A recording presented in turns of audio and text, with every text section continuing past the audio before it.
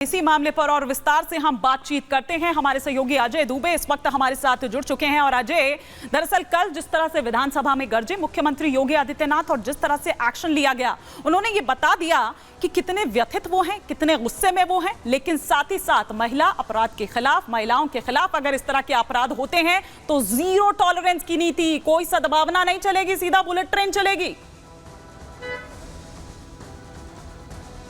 मुख्यमंत्री ने zero tolerance की नीति महिला सुरक्षा के मामले में बहुत पहले से ले रखी है। मुख्यमंत्री बनने के बाद जो शुरुआती सबसे फैसले थे, उन फैसलों में जो रोमियो स्क्वाड है उससे जुड़ा हुआ फैसला बहुत महत्वपूर्ण था। इसी कड़ी में कल के दिन जब वो अयोध्या के मुद्दे पर बोलना शुरू करते हैं तो अपने पुराने तेवर, पुराने अंदाज में जो एक मुद्दा है जिसको लेकर बेटियों बहनों को लेकर जो उनका आक्रामक अप्रोच है वो दिखाई देता है। इस मुद्दे को लेकर सीधे सीधे समाजवादी पार्टी पर हमला लेते हुए दिखाई देते हैं। समाजवादी पार्टी का जो वो पदाधिकारी है जिस पर भी आरोप है, लिखित एफआईआर में उसके ऊपर आरोप है, उसको लेकर हमला करते हुए समाजवादी पार्टी पर दिखाई देते हैं। और इसके अलावा लखनऊ में भी जो छेड़छाड़ की घटना हुई है, उनमें जिन लड़कों का नाम आया है उसको लेकर भी समाजवादी पार्टी पर हमला करते हुए मुख्यमंत्री दिखाई दिए। एक्शन सीधे तौर पर देखने को मिल रहा है। गिरफ्तारियां, दूसरे एफआईआर हुई, उसके अगले ही दिन गिरफ्तारियां दोनों हो गई थी जो मुख्य आरोपी है।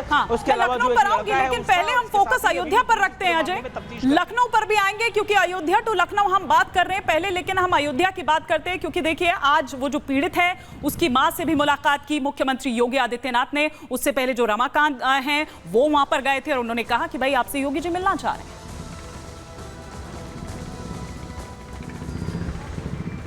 बिल्कुल, आज मुख्यमंत्री से मुलाकात की और साथ ही अपने संग जो कुछ घटा है, एफआईआर में जो बातें मां की तरफ से बताई गई हैं वो बातें भी फीड की गई। न्याय का भरोसा मुख्यमंत्री ने दिलाया। और इसके अलावा जिस समाज से वो आती है उस समाज में भी इस बात को लेकर बेहद ज़्यादा आक्रोश है। काफ़ी आबादी उस हिस्से में निषाद समाज की रहती है। तो इन सब विषयों पर मुख्यमंत्री को फीडबैक दिया गया। मुख्यमंत्री ने लॉ एंड ऑर्डर को लेकर और मदद को लेकर, क्योंकि गरीबी अलग स्तर की उस परिवार में है, मैं खुद भी उसके घर पर गया हुआ हूं तो गरीबी बेहद ज़्यादा है वहां पर, उसमें भी मदद की बात भी मुख्यमंत्री की तरफ से की गई और सख्त से सख्त कार्रवाई होगी, इसका आश्वासन भी मुख्यमंत्री की तरफ से उसकी मां को दिया गया था।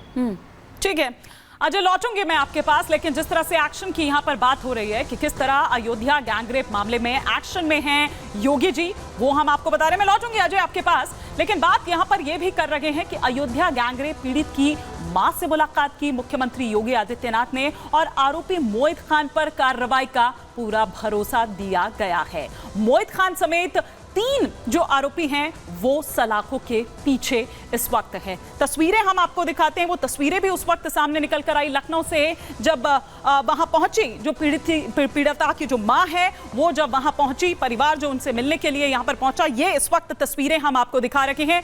आरोपी मोहित खान पर कार्रवाई की जाएगी और पूरी तरह से जो मदद है वो परिवार को यहां दी जाएगी। कोई भी या कोई भी मदद की जरूरत है वो परिवार को जरूर दी जाएगी। ये उस वक्त की तस्वीरें हम आपको दिखा रहे हैं जब मुख्यमंत्री योगी आदित्यनाथ से मिलने के लिए पीड़िता की मां उस वक्त पहुंची थी। उससे पहले उनका संदेश लेकर रमाकांत बीजेपी नेता जो हैं वो वहां पहुंचे थे अयोध्या पर। लेकिन उससे पहले पीड़िता की मां ने क्या कुछ कहा, आइए आपको सुनवाते हैं।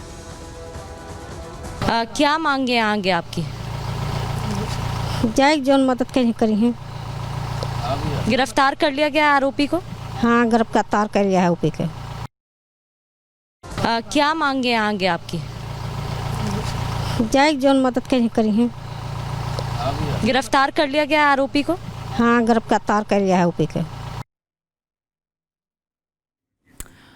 तो सुना आपने, हमारी सहयोगी प्रगति ने बात की जो पीड़िता की मां है उनसे। प्रगति इस वक्त खुद मेरे साथ जुड़ चुकी हैं। तो प्रगति, जो भी कार्रवाई हुई है, जो भी एक्शन लिया गया है, क्या परिवार उससे संतुष्ट है?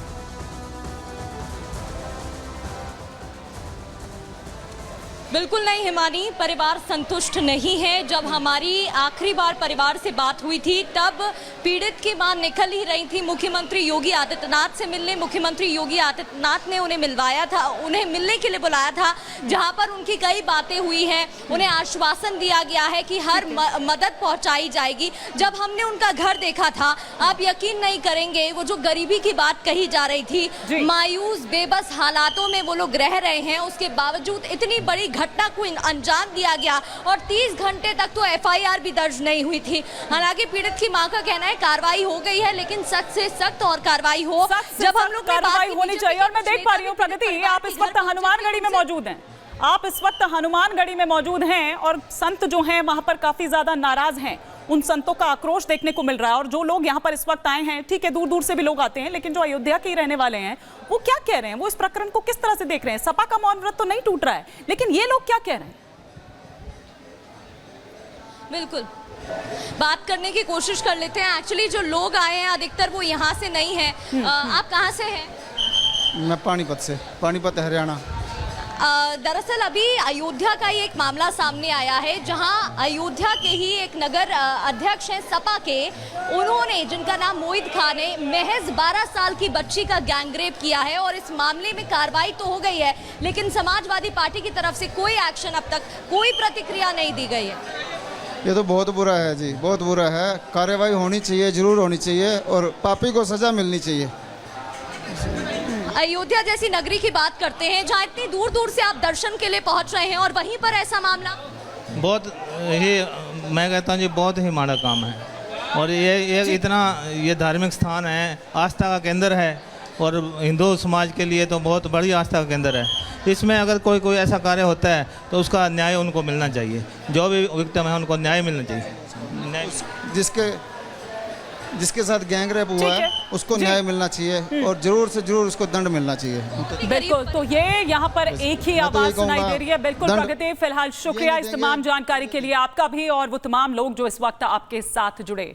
अब हम यहाँ पर बात कर रहे हैं किस तरीके से कि जो सामने निकलकर चीजें आ रही हैं, या लोग वहां पर किस तरह की प्रतिक्रियाएं दे रहे हैं, लेकिन योगी जी ने साफ तौर पर यह बता दिया है कि बुलेट से सामना करना पड़ेगा। जो भी हुड़दंगी होंगे या जो भी इस तरह के अपराध महिलाओं के खिलाफ करेंगे, उनके साथ नो सद्भावना, साफ तौर पर यह कह दिया गया है। और बुलडोजर एक्शन अपराधियों के लिए है। जो राज्य में अपराध करेगा उसे भुगतना भी होगा।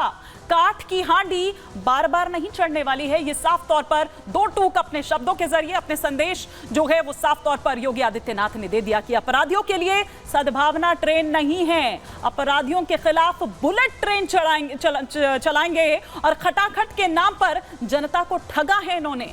महिला सुरक्षा हमारे लिए सर्वोच्च महत्व रखती है। इसके साथ किसी तरह की कोई हीला हवाली नहीं होगी।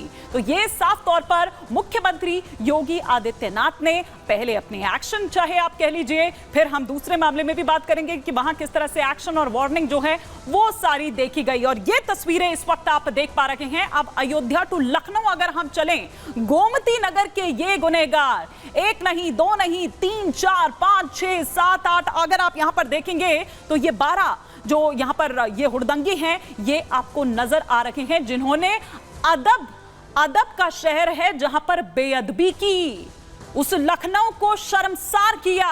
यही है वो चेहरे। इन्हें ध्यान से आप देखिए, 16 गिरफ्तारी अब तक इस मामले में हो चुकी है।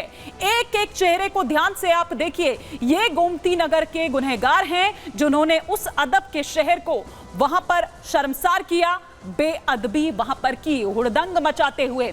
ये शोहदे जहां आप देख पा रहे हैं, लेकिन इन शोहदों का क्या करना है वो मुख्यमंत्री योगी आदित्यनाथ ने साफ तौर पर बता दिया है।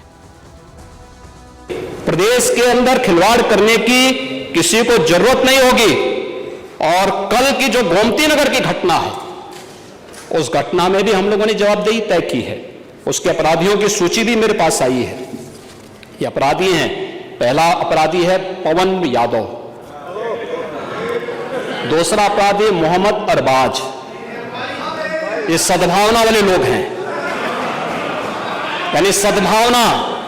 अब इनके लिए सद्भावना ट्रेन चलाएंगे, इनके लिए बुलेट ट्रेन चलेगी, चिंता मत करो।